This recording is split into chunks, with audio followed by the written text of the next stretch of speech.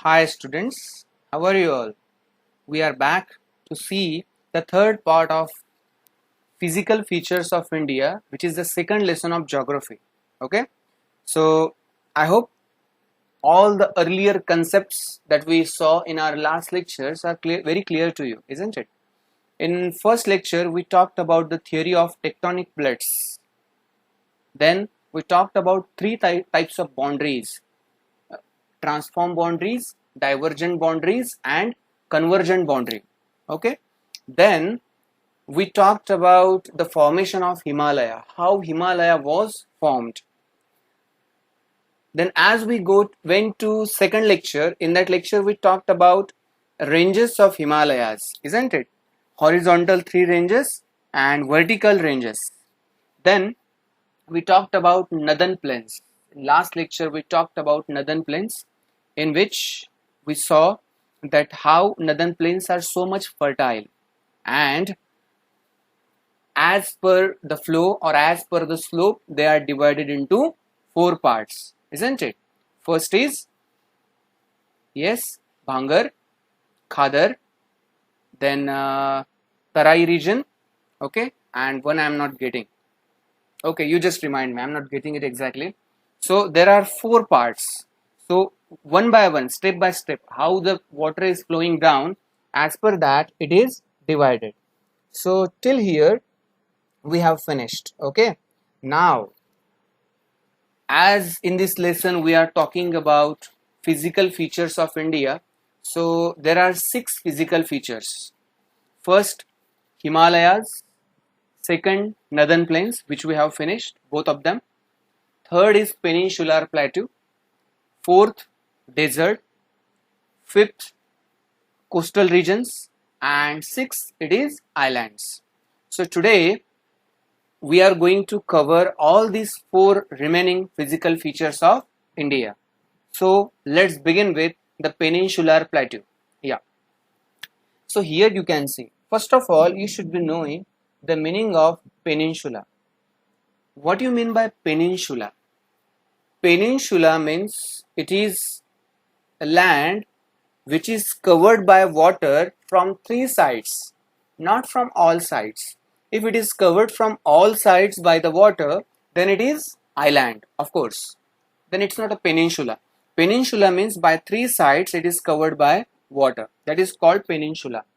So peninsula, you can see the picture here. Such a big mountains are there. Okay. So here in this map you will understand what is peninsula exactly. See, as you know, from this part to this part, okay, this part means half of India. It is by three sides, it is covered by water, west, east and south. So this area is called peninsula. This peninsula is divided into three parts. The first, this area, it is called Central Highlands. Okay. Then second, it is Deccan Plateau, Maharashtra, Andhra Pradesh, Karnataka, etc. Then third, it is Bengal, okay, Odisha, it is Chota Nagpur. So in this way, there are three divisions of peninsular plateau. First, Central Highland, second, Deccan Plateau, and third is Chota Nagpur region. Okay. Now, the peninsular plateau. The peninsular plateau is tableland. Tableland, I hope you know what is the meaning of tableland. Tableland means uh, it is having appraisal from two sides, and in between it is like a table. Okay, here you can see the picture. From this you will understand. See, this is a flat land, flat. Okay, but here it is having slope down. Okay, then from this side also it is sloping down. So from all other surrounding sides it is having slope, but in middle it is flat. This is called tableland. It is a composed of the oldest rocks because it was formed from the drifted part of the Gondwana land.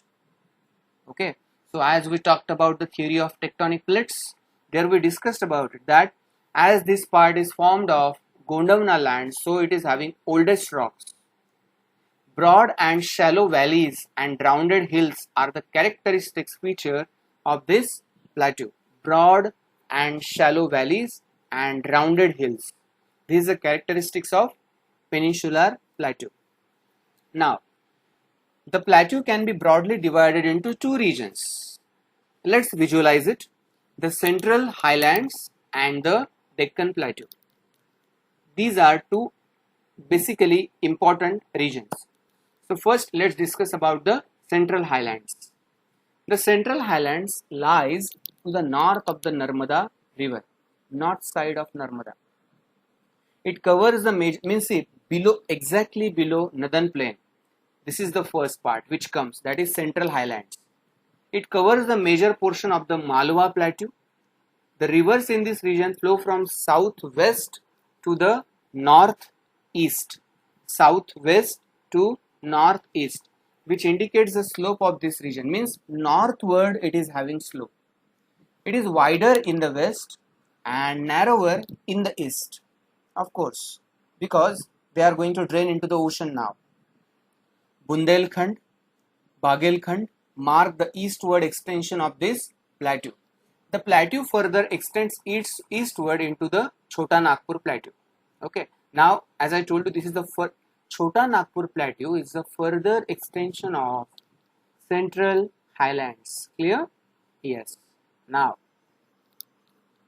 second division of peninsular plateau is Deccan Plateau. Okay. The Deccan Plateau lies to the south of Narmada River. It is a triangular in shape. In map we have seen this. You can see this. Okay, this is triangular in shape. So the Deccan Plateau lies to the south of the Narmada River. It is triangular in shape, and the Satpura range makes its northernmost part. Means, Satpura range makes its northernmost part. It is the boundary of peninsular plateau. From Satpura north upward, our Central Highlands start. The Mahadev, Kaimur Hills and Michael Hill range make its eastern part. The slope of the Deccan Plateau is from west to east. It extends into the northeast, which encompasses Meghalaya, Karbi Anglong Plateau and North Kachchar Hills. Garo, Khasi, Jaintia Hills are the prominent ranges, starting from west to east. So in this way, these names, just make acronym of these names and then you will be able to understand this. So I will be very surprised if you make such kind of acronyms. Means, for example, the Mahadev, Kaimur, Michael, then from here Karbi Anglong, Kachchar Hills, Gairo, Khasi and Jaintia. From combining these words, if you make any acronym, it will be kept in your mind. Okay, anytime you can recall it, remember it, okay, and you can write it.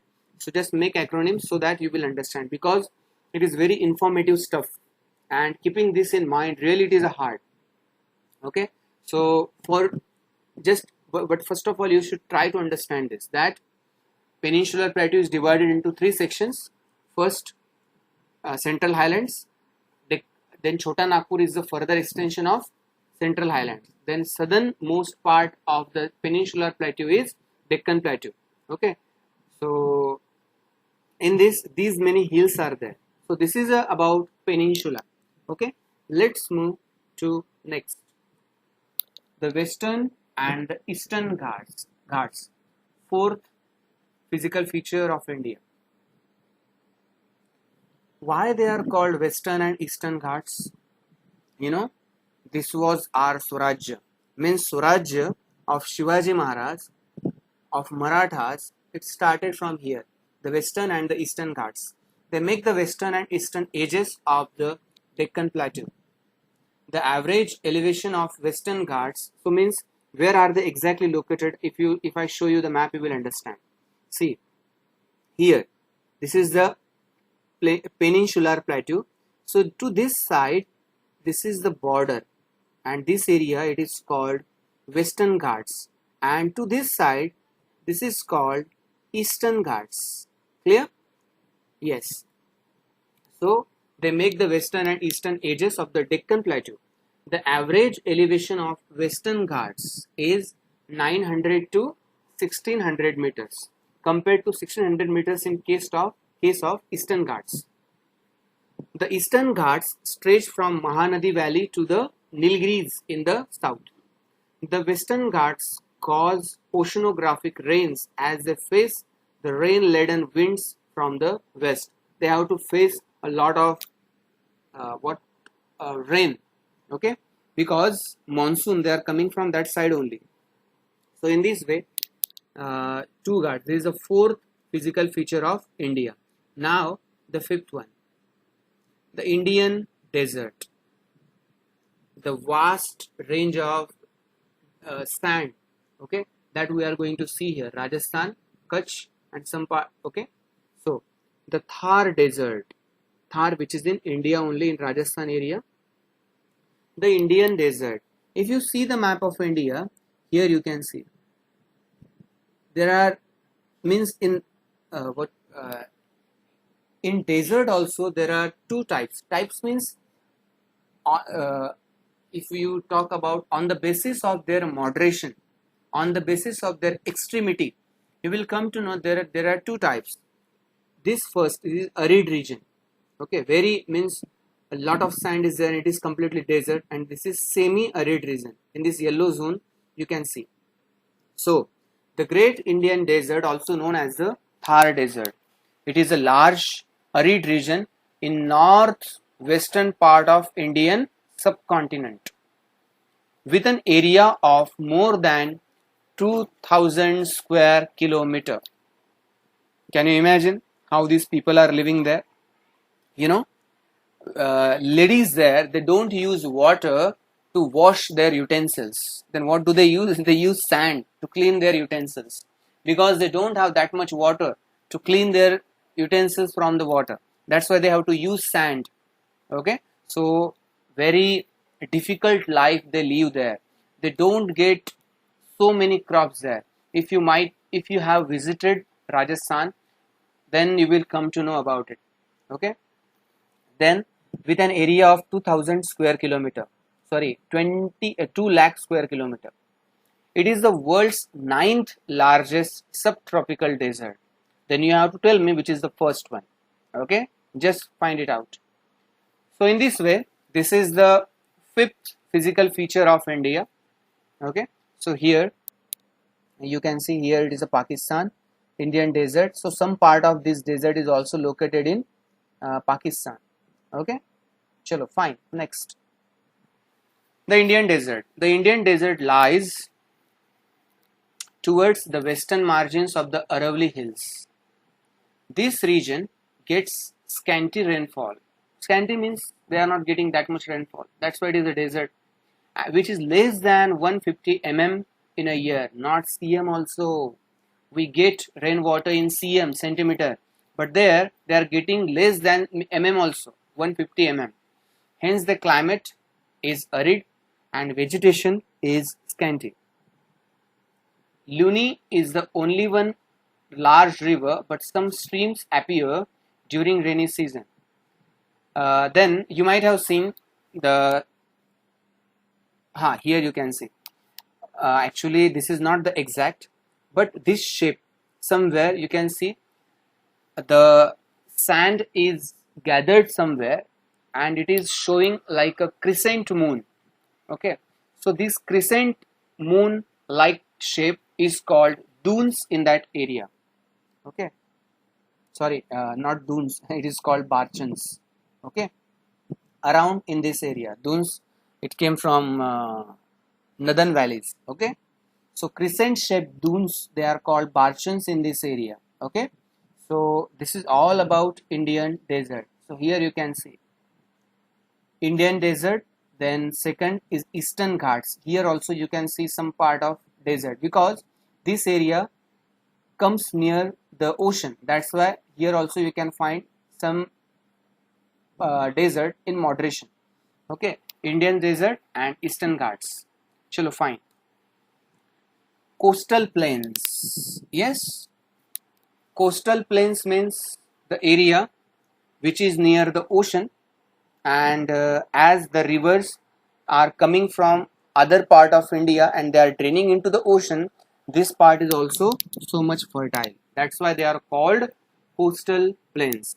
Means there are two plains in our India, northern plains and coastal plains. Why they are plains and why they are so much fertile? Because they are drained by the sediments or by the minerals or nutrients brought by the rivers. That's why they are plains and very fertile. Yes, the peninsular plateau is flanked by stretch of narrow coastal strips. They run along the Arabian Sea on the west and along the Bay of Bengal on the east. The western coast lies between the Western Ghats and the Arabian Sea. Okay, so they are sandwiched between our eastern and western Ghats and the oceans, Arabian Sea and then Bay of Bengal. So the first of them is the Konkan, which comprises of Mumbai and Goa, makes the northern part. The Kannada plain makes the central part and the Malabar coast makes the Malabar coast. So if you talk about the western coast, okay, then this is the division. These are three sections of western coastal plain. That is, first is Konkan, second is Kannada, and third is Malabar coast. Okay, then the western coastal plain is wider and level, and it is runs along the Bay of Bengal. Actually, it should be eastern, but spelling mistake is there. It is the eastern coastal plain. Eastern coastal plain. It is divided into two parts. The northern part is called Northern Sirkar. The southern part is called Coromandel Coast. As Western Ghats, Western coastal plain has its division, same like that. Eastern coastal plain, they also have division. Northern part, it is called Northern Sirkar, and southern part, it is called Coromandel Coast. So extensive deltas are formed by large rivers like Mahanadi, Godavari, and Kaveri. Chilika Lake is an important feature along the eastern coast. Okay, so this is all about the plains. Here you can see how beautiful scenery they have. Because of both three things, means they are getting a lot of rain. Second, as the rivers are coming from other features from other physical parts of India and they are draining into the ocean, so they have rain and rivers, and at the same time they have the beauty of oceans. Okay, so coastal plains. And then sixth part, that is island groups of India. Okay, so what are they? Let's see. Island means, you know very well, which is surrounded by water from all sides. Here you can see it is a completely drifted from the land. It is completely located in the water from all sides. Then it is called island. So there are, why we are calling here island groups? Because they are small land masses in the ocean. It is not only one island, they are group. That's why we call island groups of India. So there are two groups, Andaman and Nicobar, and can you name? Yes, it is Lakshadweep. So the islands. An island is any place, any piece of subcontinental land that's surrounded by water. See, completely surrounded by water. See here also. Okay. Then there are two islands we have. First of all, Lakshadweep. They are in the Arabian Sea, and its area is 32 square kilometer. The administrative headquarters of Lakshadweep is at Kavaratti Islands. The group of islands is rich in terms of biodiversity. Okay. Then the Andaman and Nicobar Islands. They are bigger in size and has more number of islands.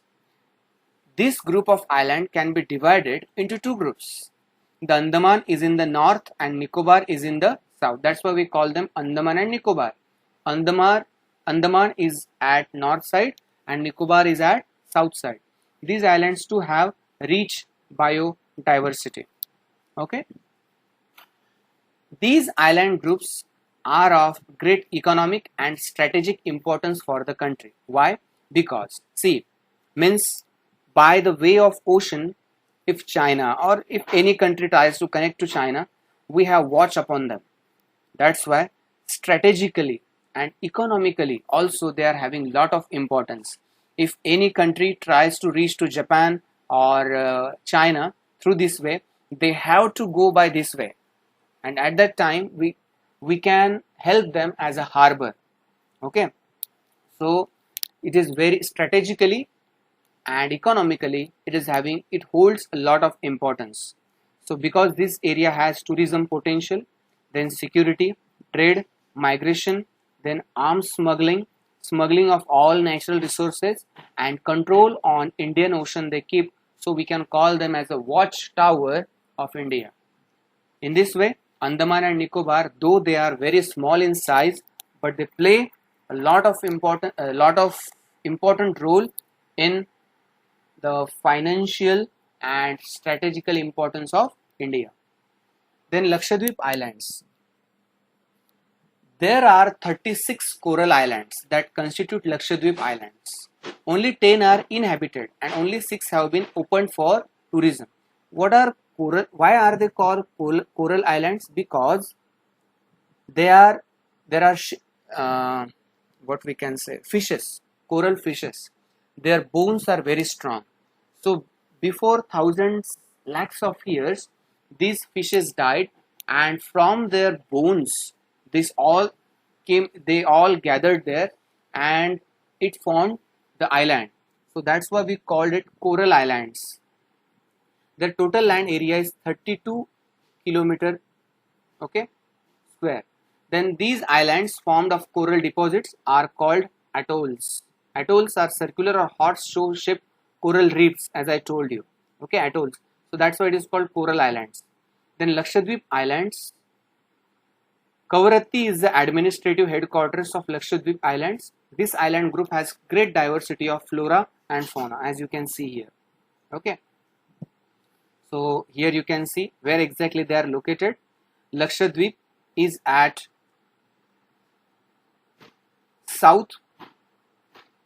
southwestern part of India, and Andaman and Nicobar southwestern part of India. Southeastern part of India. Okay, so these 6 divisions are there, 6 physical features are there of India. I hope they are very clear to you, and we must be knowing about it, because as we are Indians, we must know at least, not all, definitely we are, as we are not doing any research on that, or we are not scientists upon that, but still being Indian, we should be knowing all these basic things about our India, isn't it?